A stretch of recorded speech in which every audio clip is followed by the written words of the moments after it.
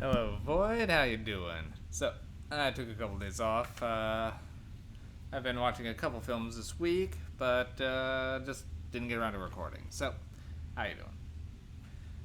And also been watching a lot of the Shudder series Creep Show in the meantime. Eventually get around to reviewing the original movies. Seen those countless times, but been a while, so should really get to that. But first things first, Gremlins. Well, we're getting into the Christmas season, so this one I always refer to as one of my favorite Christmas movies, so felt like I had to go with it. And also, it turns out my partner had never seen Gremlins in its entirety, maybe a bit here or there, but I knew she'd like it, so... And she did. Gremlins it's a classic for a reason. So, produced by by Spielberg and directed by Joe Dante. This one came out in 1984 and was up against Ghostbusters on release, so it had a little bit of an uphill battle, but at the same time, it still did very well and was very well received. It is a great... it's more of a comedy than a horror, but it does have some pretty dark elements to it, and it really adds to the enjoyment. Now, for those of you who actually don't know, which I imagine is really few and far between, an inventor goes and is out peddling his wares and also looking for a Christmas present for his son. And, well, he comes across a Chinese shop, and something in the shop catches his eye, a mogwai. Cute little mystical creature. Well, the mogwai is not for sale, but, well, he ends up buying it anyway and bringing it home, but he has to understand there are 3 rules to mogwai care. No bright lights, with the caveat that sunlight will kill him, don't get him wet, and don't feed him after midnight. And of course, all these rules get broken. Which causes, well,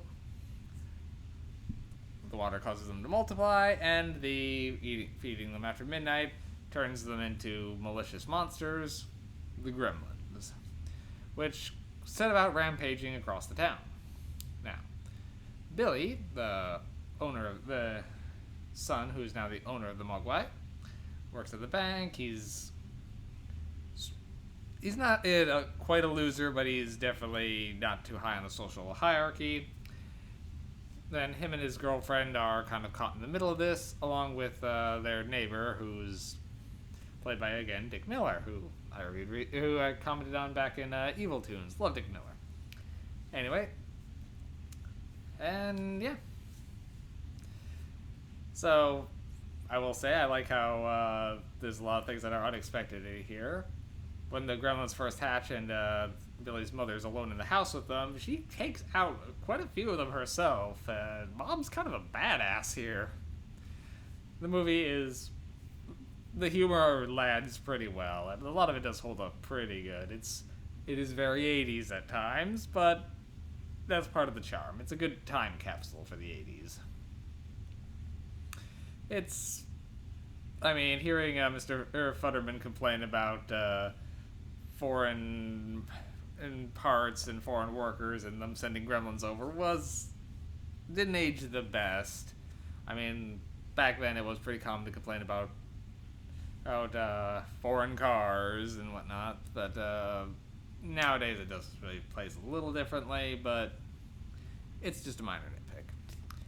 Well, the comedy holds up, the creepy scenes are still decently creepy, and overall, the movie works. And now, it's aware that its own rules are silly. I mean, don't get them wet, how's he supposed to drink? And don't feed them after midnight. What counts as midnight? How far after? And then his wife, he crosses a time zone while eating, or what if something gets stuck in his teeth? It doesn't address those. Gremlins 2 actually does at least make fun of that, as Gremlins 2 is very self-satirizing. But for this one, it understands that it's silly, and it doesn't focus too long on it, so it's like, you're okay just turning off and autopiloting on that. It's something that they give you right off the bat, so you give the movie the benefit of the doubt. And it knocks it out of the park. It's still a very enjoyable film for me. I grew up with Gremlins. This was one I saw when I was pretty young, and always loved it. Now, it is rated PG, but it's 80s PG.